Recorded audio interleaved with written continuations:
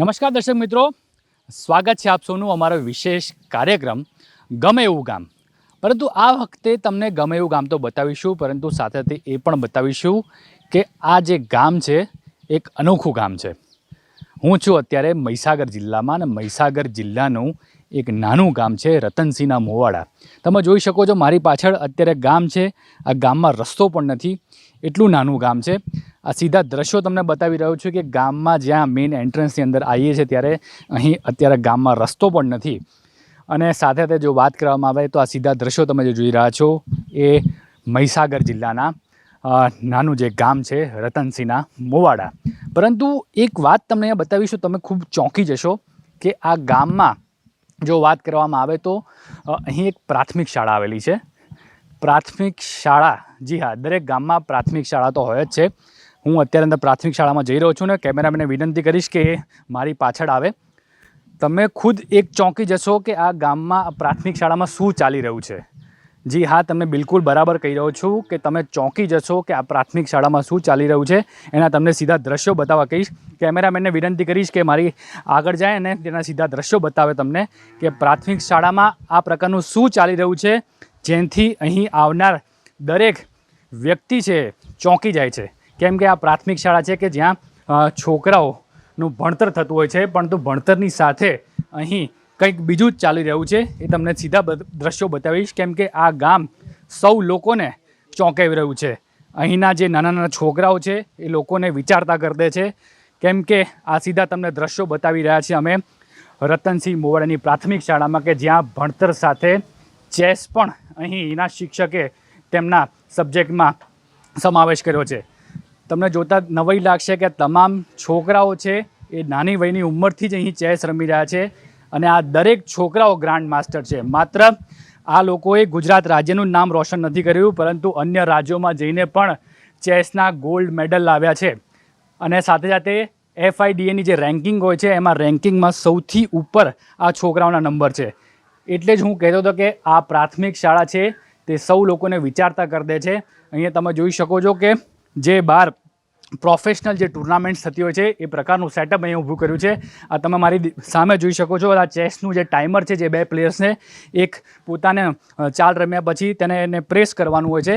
આ તમે જોઈ શકો છો, સીધા દ્રશ્યો તમને બતાવી રહ્યા છે મહીસાગર જિલ્લાનું જે ગામ છે રતનસિંહના મોવાડા, કે જ્યાં છોકરાઓને ભણતર સાથે ચેસનો પણ સબ્જેક્ટ છે એ ફરજિયાત કરવામાં આવ્યો છે. અને આપણી સાથે અહીંના જે શિક્ષક છે સંદીપભાઈ ઉપાધ્યાય, કે જે તમામ છોકરાઓને ચેસ શીખવાડે છે, એમની સાથે વાત કરવાનો પ્રયત્ન કરીશું. સંદીપભાઈ, ખાસ કરીને વાત કરીએ તો છોકરાઓને ચેસ પણ રમાડવી છે ભણતર સાથે, આ વિચાર ક્યાંથી આવ્યો હતો? આમ તો હું વર્ષોથી ચેસ રમતો હતો, અને મને જ્યારે મેં શ્રીમદ ભગવદ્ ગીતા વાંચી ત્યાર પછી મને એવું થયું કે જે વસ્તુઓ મારામાં છે એ હું મારા બાળકો સુધી પહોંચાડું. તો એમાંથી આ વસ્તુ મુખ્ય રહી કે જે ચેસ છે એ પણ મેં મારા બાળકોને શીખવાડી, અને એના પરિણામ સ્વરૂપે આજે બાળકો ખૂબ જ સારી પ્રગતિ કરી રહ્યા છે. સંદીપભાઈ, આશરે કેટલા વિદ્યાર્થીઓ અહીં ભણે છે અને આ દિન સુધી કયું કોઈ અચીવમેન્ટ કરી ચૂક્યા છે લોકો? હા, અત્યારે હાલમાં સંખ્યા 135ની આજુબાજુ છે. અને આ બાળકો છેલ્લા 4 વર્ષથી તો જિલ્લામાં, તાલુકા જિલ્લામાં પ્રથમ નંબર જ લાવે છે. SGFIની ગેમ્સ હોય, ખેલ મહાકુંભ હોય, અને જ્યારે ચિલ્ડ્રન રિસર્ચ યુનિવર્સિટી ગાંધીનગર ખાતે ટુર્નામેન્ટ થઈ ઓપન કેટેગરીની વુમન્સની, તો એની અંદર પણ અમારી દીકરી દિવ્યા ચૌહાણ છે એ ઓપન કેટેગરીમાં નાની દીકરી 13 વર્ષની દીકરી એ 3જો નંબર હાંસલ કર્યો. એ સિવાય હમણાં હાલ જ થોડા 1.5-2 મહિના પહેલાં શાળાની 2 દીકરીઓ ગુજરાત સ્ટેટ ચેસ એસોસિએશન તરફથી સિલેક્ટ થઈ, અને એ લોકો અને છત્તીસગઢ રાયપુર ખાતે નેશનલ ટુર્નામેન્ટની અંદર મોકલવામાં આવ્યા. એ પણ અમારું ખૂબ મોટું એચિવમેન્ટ છે. અને ચેસ બેસ ઇન્ડિયા જે છે મુંબઈ ખાતે, એ લોકોએ બી અમને ઘણી બધી હેલ્પ કરી છે. અને એના લીધે અમને લાસ્ટ ટાઈમ મે મહિનાની અંદર અમારી દીકરી દિવ્યા ચૌહાણ છે એને મહારાષ્ટ્ર ખાતે જે એક કોચિંગનું આયોજન કરવામાં આવ્યું હતું એની અંદર ગુજરાતમાંથી એનું સિલેક્શન થયું હતું. એ બી અમારા માટે ખૂબ મોટું એચિવમેન્ટ રહ્યું છે. DLSS યોજના સરકારની છે એની અંદર બી છેલ્લા 2 વર્ષ જે હતા આગળના, એ 2 વર્ષમાં પણ ગુજરાતમાંથી હાઈએસ્ટ પ્લેયરો અમારા શાળાના સિલેક્ટ થયા છે. સંદીપભાઈ, ખાસ કરીને વાત કરીએ તો છોકરાઓ કઈ ઉંમરના છે અહીંયા લોકો, કઈ ઉંમરના છોકરાઓ છે, અને FIDA જે રેન્કિંગ સિસ્ટમ હોય છે એની ઉપર થોડો પ્રકાશ પાડશું. અહીંયા અમારા બાલવાટિકા એટલે બાલવાટિકાથી લઈ અને ધોરણ 8 સુધીના બાળકો અભ્યાસ કરે છે, જેમની ઉંમરે 6 થી 14 વર્ષની હોય છે. અને જો બાળકોના એની વાત કરીએ ફીડ રેટિંગની, તો અમારા તૈયાર કરેલા ટોટલ 19 જેટલા પ્લેયરો છે, જે લોકોને અમે ફીડ રેટિંગ પ્રાપ્ત કર્યું છે, એ અમારા માટે ખૂબ જ મોટું એક એચિવમેન્ટ બનવું એક ગણી શકીએ. કેમ કે ફીડ રેટિંગ એટલે એક બાળકનું લેવલ કન્ફર્મ થાય કે આનું આટલું રેટિંગ છે. તો અમે જ્યારે શરૂઆત કરી એ સમયે અમને જ્યારે રેટેડ પ્લેયરો અમે રમવાનું થતું તો બાળકો બીતા હતા, પણ ધીમે ધીમે પ્રેક્ટિસ કરીને એ લોકોએ ખૂબ જ સરસ આ એચિવમેન્ટ કર્યું છે. અને શાળાની અંદર બાળકો માટે અમે લોકો એટલા માટે ટેબ્લેટ પણ લાવ્યા છીએ, અને એમને ટેબ્લેટની અંદર ચેસબેસ ઇન્ડિયા છે એમનું સોફ્ટવેર એન્જિન નાખીને બાળકોને શીખવાડવાનો પ્રયત્ન કરી રહ્યા છીએ. સંદીપભાઈ, આ જે છોકરાઓ રમી રહ્યા છે એમાં જે ટાઈમર સિસ્ટમ છે, આ ટાઈમર સિસ્ટમ શું કામ કરે? આ ટાઈમર એને એકચ્યુઅલની અંદર ચેસ પ્રેશરની ગેમ ગણી શકીએ. દરેક ગેમમાં પ્રેશર તો હોય છે જ, પણ ચેસની અંદર કેવું છે કે ભાઈ ધારો કે 5 મિનિટની ગેમ હોય, 10 મિનિટની ગેમ હોય, 20 મિનિટની ગેમ હોય, તો બંને પ્લેયરને સરખી મિનિટ આપવામાં આવે છે. અને એની અંદર જેની મિનિટ વહેલી પતી જાય, જેનો સમય વહેલો પતી જાય, એ વ્યક્તિને હારેલો જાહેર કરવામાં આવે છે. એટલે એના પોતાનો સમય જે છે એ સમય દરમિયાન એને મૂવ ભરવાના હોય છે. એટલે એને ડિસિઝન મેકિંગ પાવર તો એનો વધે છે, પણ એ સમયની અંદર જ એને નિર્ણય કરવાનો હોય છે. એટલા માટે અમે ટૂંકમાં જે ચેસના લગતા જેટલા બી બુક્સ છે, ક્લોક છે, ચેસ સેટ છે, તમામ વસ્તુ વસાવવાનું કારણ એ છે કે બાળકને નેશનલ લેવલનો અને ઇન્ટરનેશનલ લેવલનો એમને અહીંયા જ અનુભવ મળી રહે. સંદીપભાઈ, ખાસ કરીને ચેસની જે ગેમ હોય છે, આ જે ટાઈમરવાળી ગેમો છે, એ કેટલા મિનિટમાં પતવી જોઈએ અને એની આ જે ટ્રેનિંગ છે તમે કઈ રીતે આપો છો અહીંયા? આમાં એકચ્યુઅલી અંદર 4 પ્રકાર હોય છે: બુલેટ, બ્લિટ્સ, રેપિડ અને ક્લાસિકલ.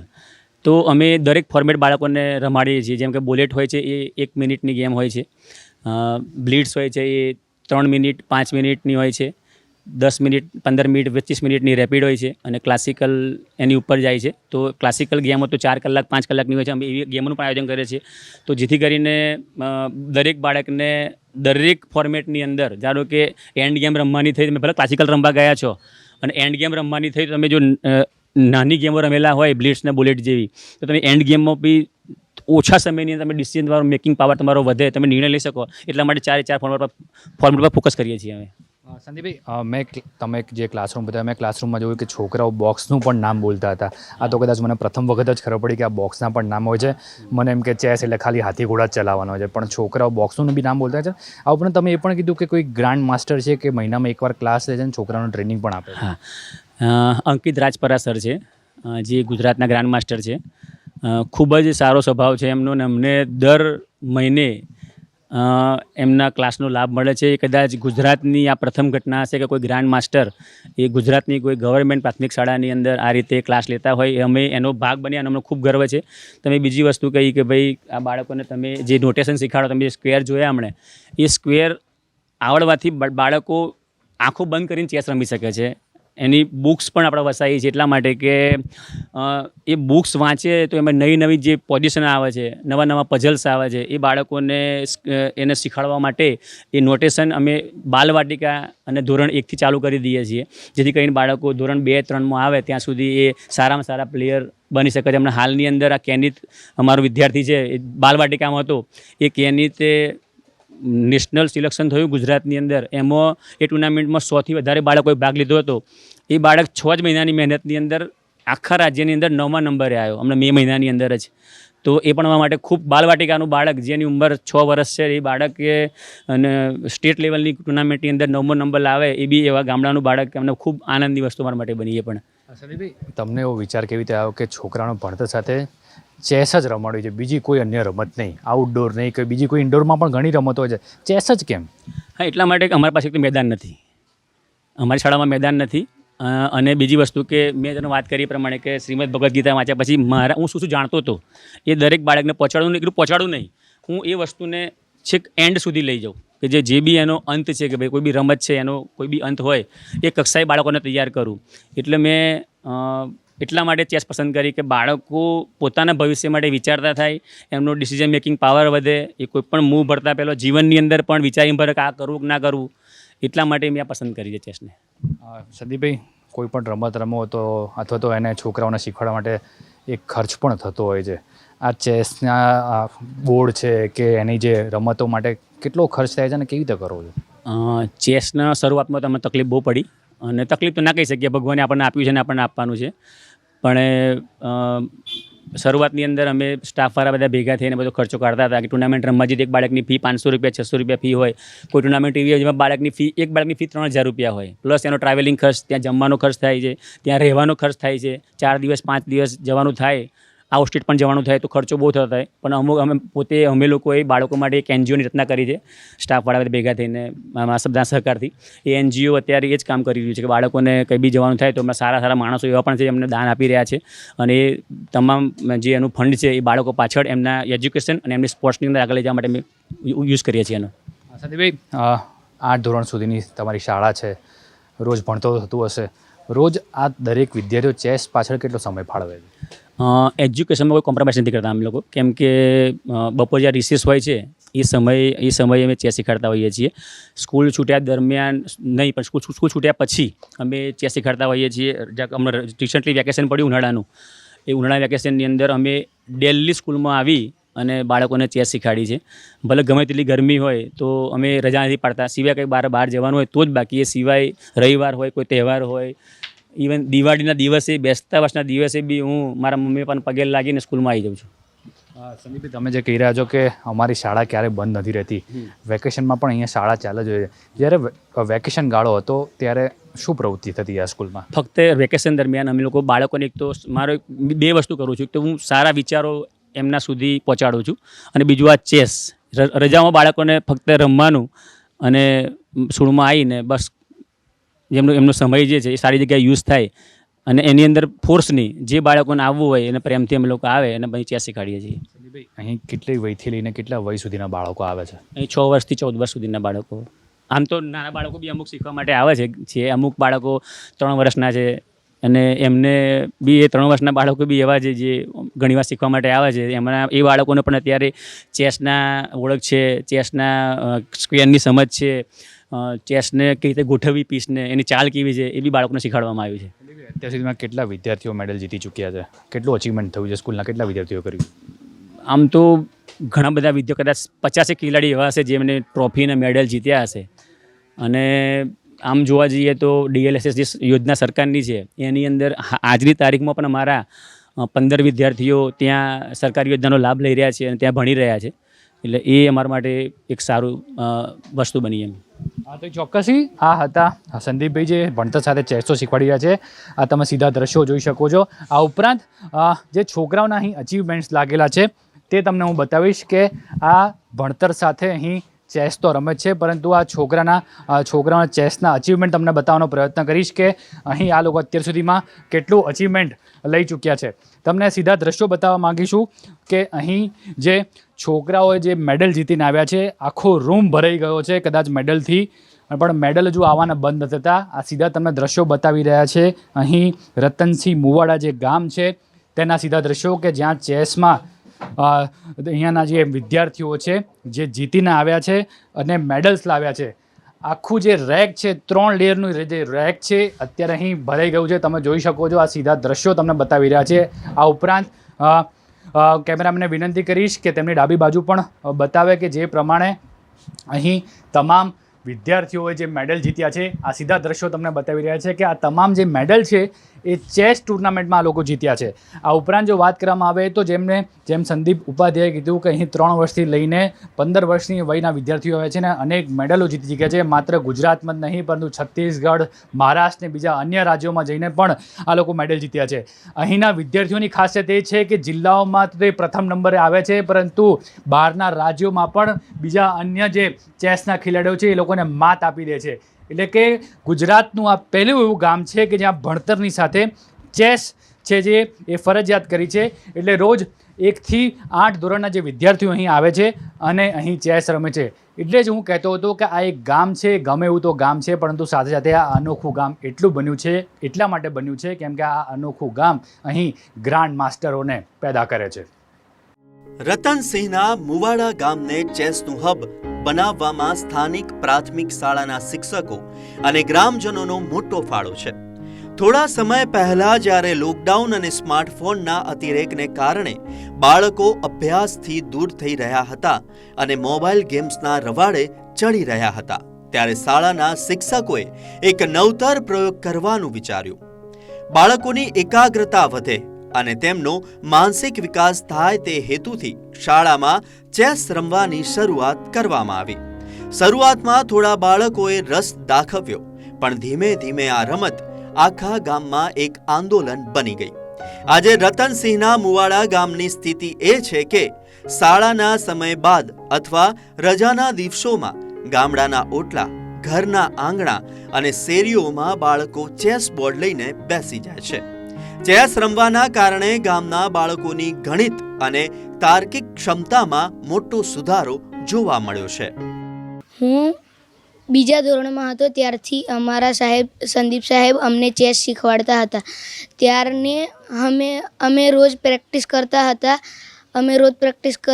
કોઈક વખત ટુર્નામેન્ટમાં જતા ત્યારે સારું પરફોર્મન્સ કરતા તો અમુક વખત નંબર પણ આવે. તો સર જે અમારા દરેક જગ્યાએ ટુર્નામેન્ટમાં લઈ જાય, જિલ્લાની બહાર પણ લઈ જાય અને સરના લીધે મને રેટિંગ પણ મળ્યું છે. 1400ની ઉપર મારું રેટિંગ છે. હું ખેલ મહાકુંભ જિલ્લા અને તાલુકામાં ફર્સ્ટ નંબરે આવું છું. સામાન્ય રીતે ભારતના ગ્રામીણ વિસ્તારોમાં ગિલ્લી દંડા, સંતાકુકડી, કબડ્ડી અથવા ક્રિકેટ જેવી શારીરિક શ્રમવાળી રમતો વધુ રમાતી હોય છે. રતનસિંહના મુવાડા ગામે આ પરંપરામાં એક નવો અધ્યાય ઉમેર્યો છે. અહીં બાળકો શારીરિક રમતો તો રમે જ છે, પણ માનસિક કસરત માટે ચેસને પ્રાધાન્ય આપે છે. આનાથી ગામમાં એક નવો ટ્રેન્ડ શરૂ થયો. પહેલા મગજની કસરત, પછી મેદાનની રમત. આ ગામને ચેસ હબ બનાવવાનો શ્રેય મુખ્યત્વે ગામની પ્રાથમિક શાળાના શિક્ષક અશ્વિનભાઈ પરમાર અને મુખ્ય શિક્ષક કલ્પેશભાઈ પરમારને જાય છે. કોરોના કાળ પછી જ્યારે શાળા ફરી શરૂ થઈ ત્યારે બાળકોમાં અભ્યાસ પ્રત્યેની એકાગ્રતા ખૂબ જ ઓછી થઈ ગઈ હતી અને તેઓ મોબાઈલ ગેમ્સ તરફ વળ્યા હતા. આ લત છોડાવવા માટે શિક્ષકોએ પોતાના ખર્ચે ચેસ બોર્ડ ખરીદ્યા અને રિસેસના સમયે તેમજ શાળા છૂટ્યા પછી બાળકોને ચેસના નિયમો અને ચાલ શીખવવાનું શરૂ કર્યું. હું 5મા ધોરણમાં ભણું છું. મારો તાલુકા અને જિલ્લામાં 2nd નંબર આવ્યો હતો. અમારા સાહેબ અમને બધી જ ટુર્નામેન્ટ રમાડે છે. હું પહેલામાં હતો ત્યારથી ટુર્નામેન્ટ રમવાનું ચાલુ કર્યું છે અને મારું લક્ષ્ય છે કે હું ગ્રાન્ડ માસ્ટર બનીશ. શાળાના શિક્ષકોના જણાવ્યા અનુસાર ચેસ રમવાના કારણે બાળકોના પરિણામમાં નોંધપાત્ર સુધારો થયો છે. ચેસમાં ગણતરીપૂર્વકની ચાલ ચાલવાની હોવાથી બાળકોની વિચારવાની શક્તિ વધી છે, જેનો સીધો ફાયદો તેમને ગણિત અને વિજ્ઞાન જેવા વિષયોમાં મળ્યો છે. બાળકો મુશ્કેલ પરિસ્થિતિમાં પણ શાંત રહીને યોગ્ય નિર્ણય લેતા શીખ્યા છે. આ ગામમાં અંદાજે 100થી વધુ બાળકો નિયમિત રીતે ચેસ રમે છે.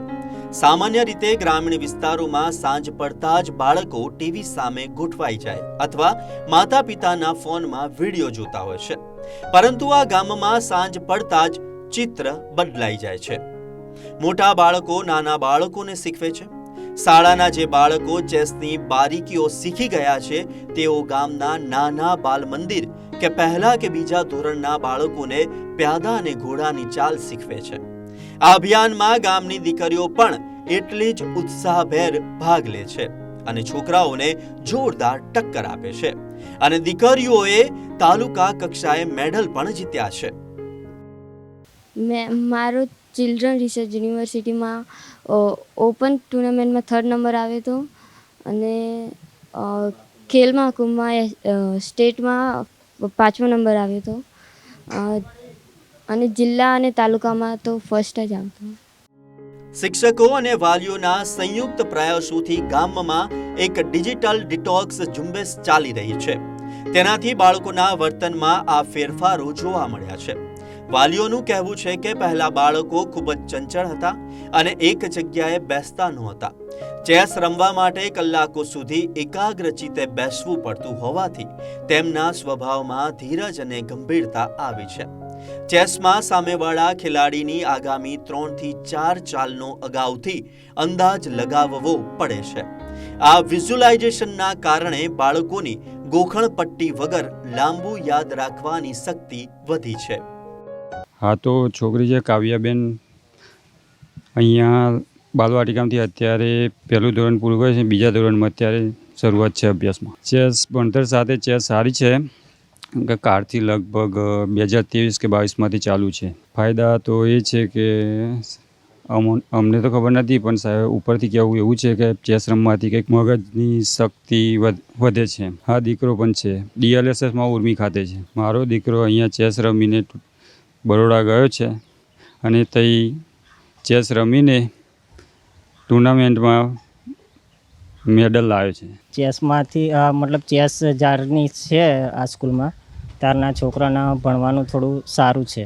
ચેસ રમવાથી છોકરોની મગજ શક્તિ વધે છે. મારી દીકરીનું નામ દિવ્યા છે, એ જિલ્લામાં પહેલો નંબર આવે છે અને 20 થી 25 મેડલ જીતીને આવી છે અને છત્તીસગઢ અને નાસિકમાં રમીને આવી છે. આ ગામની પ્રાથમિક શાળા માત્ર પરંપરાગત બોર્ડ પર ચેસ નથી રમાડતી, પરંતુ બાળકોને વૈશ્વિક સ્તરના નિયમોથી માહિતગાર કરવા માટે ટેકનોલોજીનો પણ ઉપયોગ કરે છે. શાળામાં ઉપલબ્ધ ડિજિટલ સુવિધાઓનો ઉપયોગ કરીને શિક્ષકો બાળકોને આંતરરાષ્ટ્રીય ગ્રાન્ડ માસ્ટર્સ જેમ કે વિશ્વનાથન આનંદ કે મેગ્નસ કાર્લસનની પ્રખ્યાત મેચોના વિડીયો પણ બતાવે છે અને તેની ચાલોનું વિશ્લેષણ કરતા શીખવે છે. જે બાળકો ખૂબ સારું રમે છે તેમને ઇન્ટરનેટના માધ્યમથી ઓનલાઈન ચેસ પ્લેટફોર્મ પર દેશ વિદેશના ખેલાડીઓ સાથે પ્રેક્ટિસ કરવાની તક પણ આપવામાં આવે છે. આ ગામના બાળકો હવે માત્ર ગામ પૂરતા મર્યાદિત નથી રહ્યા. ગુજરાત સરકાર દ્વારા યોજાતા ખેલ મહાકુંભમાં આ નાનકડા ગામમાંથી મોટી સંખ્યામાં બાળકો રજીસ્ટ્રેશન કરાવે છે. તાલુકા અને જિલ્લા કક્ષાની અંડર 11 અને અંડર 14 ચેસ સ્પર્ધાઓમાં રતનસિંહના મુવાડા ગામના બાળકો મુખરે રહે છે અને ટ્રોફીઓ જીતીને ગામનું નામ રોશન કરી રહ્યા છે. આ નાનકડા ગામના અનેક બાળકો હવે જિલ્લા અને રાજ્ય કક્ષાની ચેસ સ્પર્ધાઓમાં ભાગ લઈ રહ્યા છે.